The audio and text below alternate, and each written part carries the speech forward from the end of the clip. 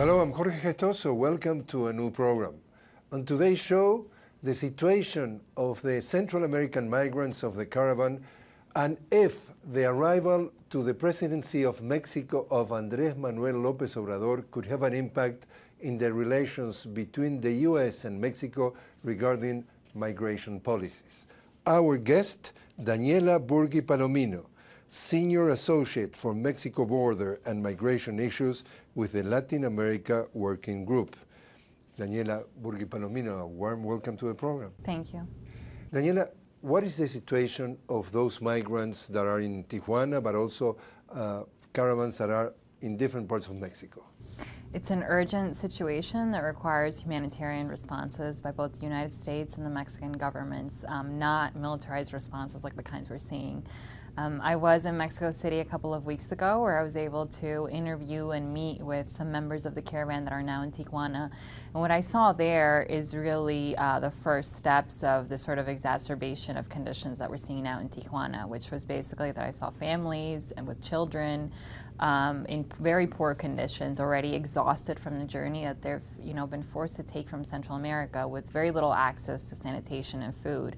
And that's the same kind of situation that we're actually seeing now in Tijuana, where we're hearing reports of up to 8,000 individuals from the caravan, migrants who are located there in a sort of camp that the local government has set up. But unfortunately, there are very poor conditions there as well. Little access to food, little access to medicine, very unsanitary conditions. And we're seeing responses, very horrible responses, such as the one that we saw just a couple of days ago, where we saw members of the caravan approach the border with the U.S. and Customs and Border Patrol agents launch tear gas against the migrants, and there's even reports of some bullets actually that may have been launched. And these were migrants who were getting fed up with the situation in the camp and getting fed up with the wait times to be able to request asylum and approach ports of entry. So these are exactly not the kinds of responses that we'd like to see, and they demonstrate an excessive use of force that's just simply unnecessary and that just go to create a chaos that's really not there. The mayor of Tijuana has said that there is a humanitarian crisis there. Is it?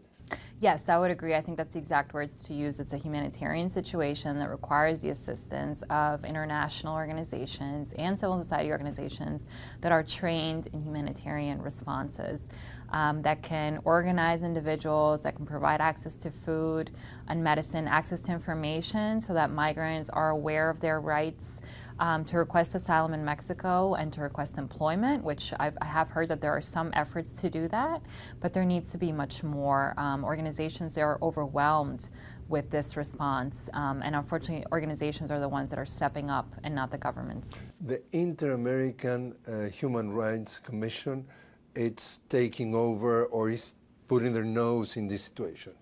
Yes, they've actually proposed a hearing on the situation of the caravan, in which my organization will be participating with other organizations from the entire region, from Central America, Mexico, and the U.S. And we see this as really a call to action by the states, and they're taking a role in wanting to remind the states of their rights, of their responsibility to protect the human rights of migrants in the caravan, but also just the flow of migrants that we've been seeing from Central America, because as we know, it is a refugee crisis. And the fact that they've had to, put out this call, just from our perspectives, recognizes the work of civil society organizations, which are the ones who have been stepping up to provide this assistance, unfortunately not governments. And are they migrants that they were returning or being sent back to their countries of origin? There are some reports we have heard, both from the Mexican government, actually, mostly. There's some migrants, of course, have been fed up with the situation, are getting tired of the wait times, and have, voluntarily decided to return. But there are also other cases where we've heard that migrants, especially along Mexico's southern border, were detained arbitrarily and then deported back to Central America. And we're very concerned about their situation because we think that there might have been asylum seekers and individuals who may have wanted to stay in Mexico but did not get the chance to request asylum. There are criticism to the former President Peña Nieto that given the fact that he was finishing his term, he was cooperating with the U.S. that were providing them like $800 million to, if you want, tighten their control of the southern border in order to do, in a way, the dirty job of the Americans stopping migrants in their own border. Could you see sort of a strengthening of the repression by the Mexican authorities with migrants? Yes, I think their response that we've seen with caravan members is reflective of this tightening of migration enforcement that we've seen since 2014, when the U.S. since then really has been pressuring the Mexican government to step up its enforcement.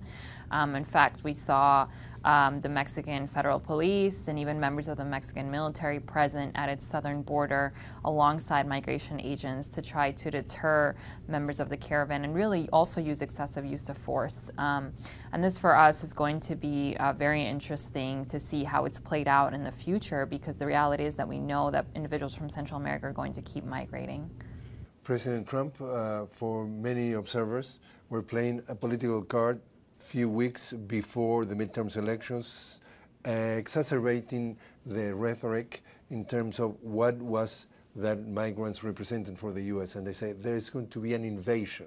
There are very dangerous people. So therefore, I decided to move the armed forces to the border, and they're putting barbed wires and so on and so forth.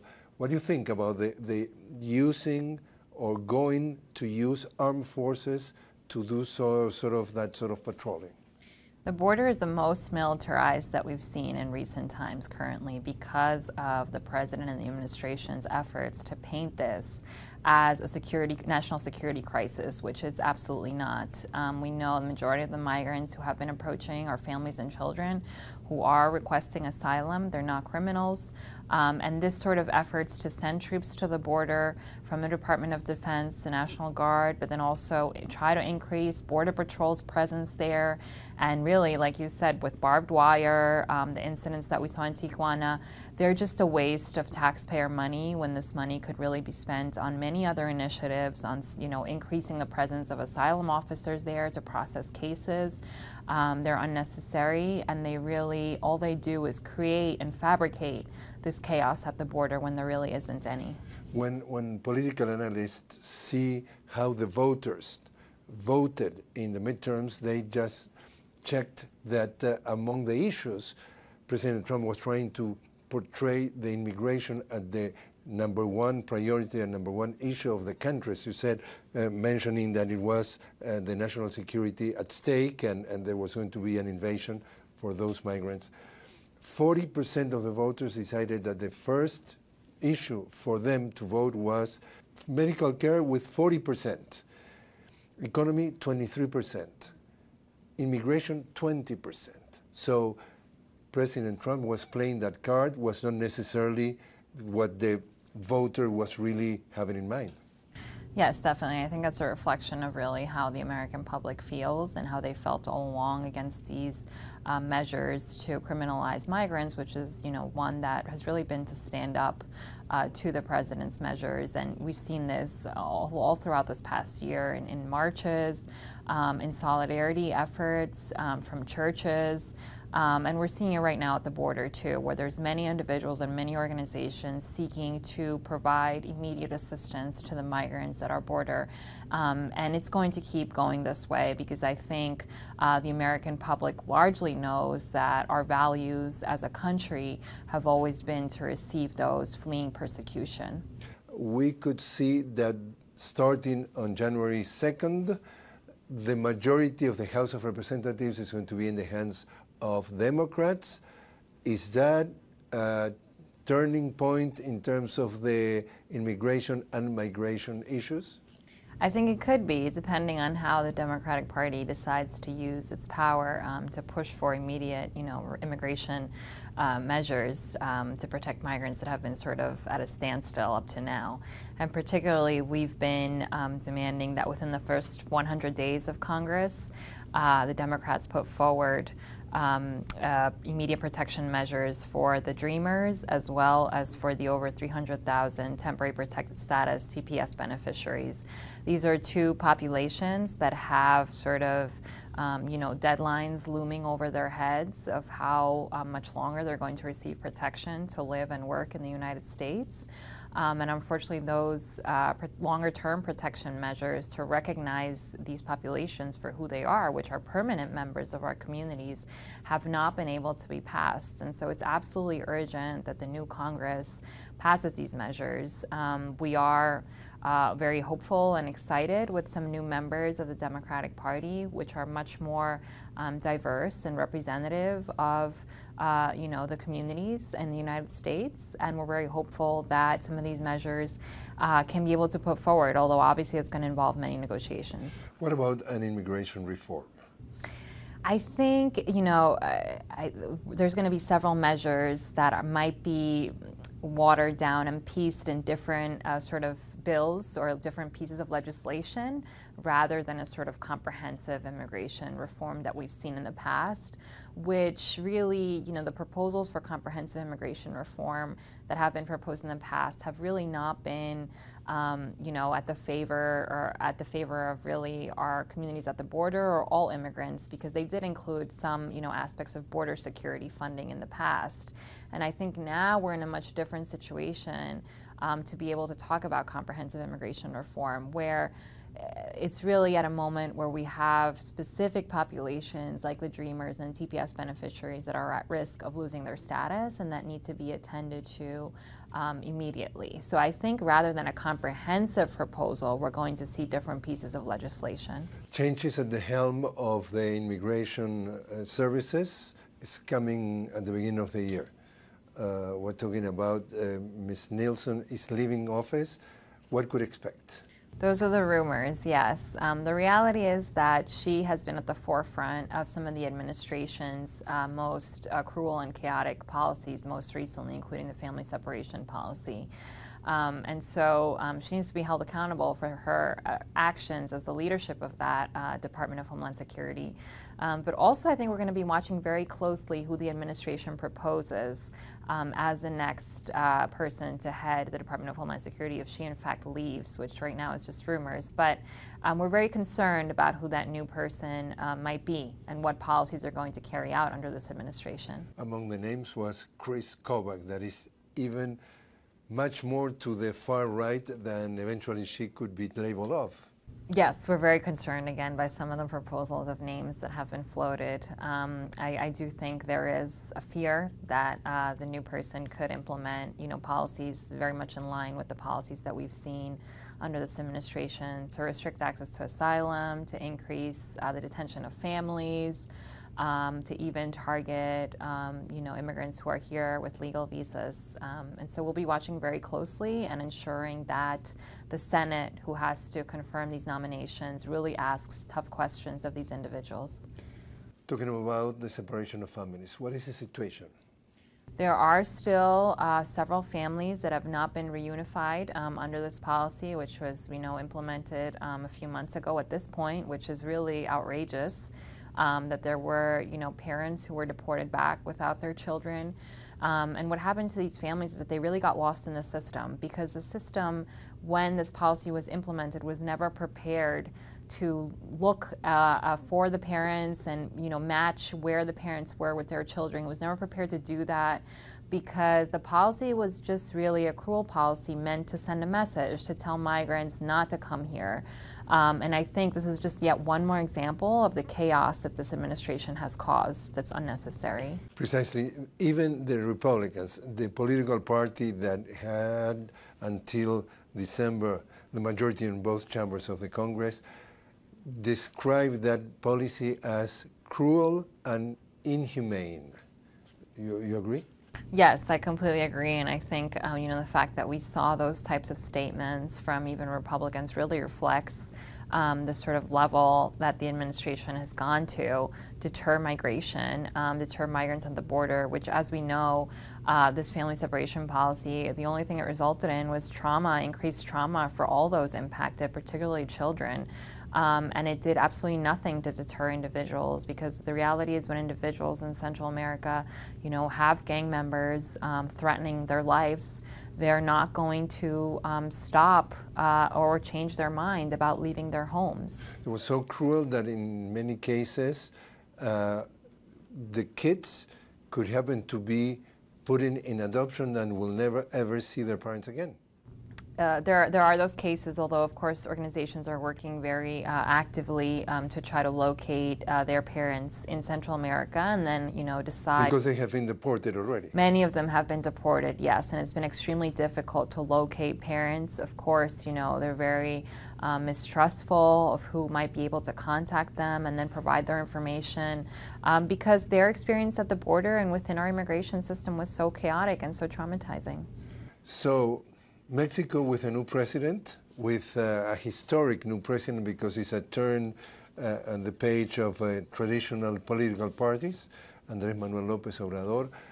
Could his arrival at the presidential palace represent possible changes in the migration policies among the two countries?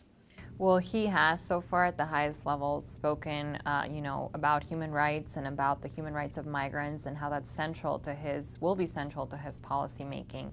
So at least at the higher levels, we're seeing a difference in terms of the rhetoric that he's using and that he could use to guide his policies to respond to Central American migrants in comparison to the previous Mexican administration. But we'll have to see how that's implemented. We do know, of course, that the United States will continue pressuring the Mexican government, including President now Manuel López Obrador, to step up their migration enforcement. And we're very concerned about how those negotiations, might play out. And this past weekend in Buenos Aires, Argentina, the G20 got together, and three of their members, we're talking the members of North America, Mexico, United States, and Canada, signed a new version of what it was called NAFTA, the North American Free Trade Agreement.